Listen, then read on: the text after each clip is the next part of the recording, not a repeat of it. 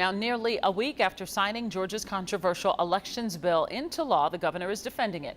Brian Kemp spoke exclusively with Channel 2 Action News today about the changes and how that bill passed through the legislature and got his signature in just one day. Channel 2's Richard Elliot live in Southeast Atlanta. And Richard, you talked with the governor, even as several groups filed federal lawsuits trying to overturn this new law. With Governor virtually, remember, he remains in quarantine. He is vaccinated, but he was exposed to someone with COVID-19 shortly after that vaccination. The governor is defending this new elections law, even as several groups are filing lawsuits to try and have it overturned. You know, the voters in Georgia are pretty smart, and I trust them to take a hard look and figure out for themselves what's really in it and what's not. Governor Brian Kemp is defending Georgia's controversial new voting law, the one that passed the legislature and he signed all on the very same day.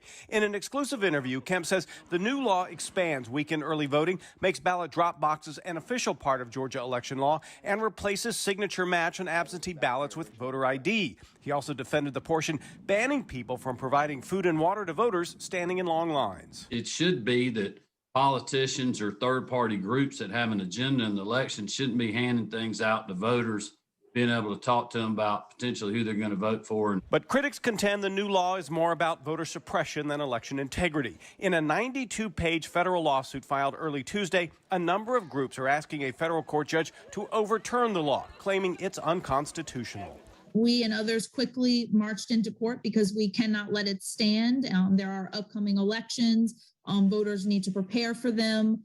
And so litigation was necessary now. But Kemp insists the critics are wrong and that their opposition is motivated only by politics. The nuts and bolts of this bill are going to continue to provide much access, even this bill, for early voting opportunities in our state. Now, that lawsuit filed in Atlanta federal court very early this morning claimed several provisions of that bill, including the ban on delivering food and water to voters standing in line, violates the First, 14th, and 15th Amendments and sections of the Voting Rights Act. They're asking to have an injunction to have that law overturned. We are live in Southeast Atlanta. Richard Elliot, Channel 2 Action.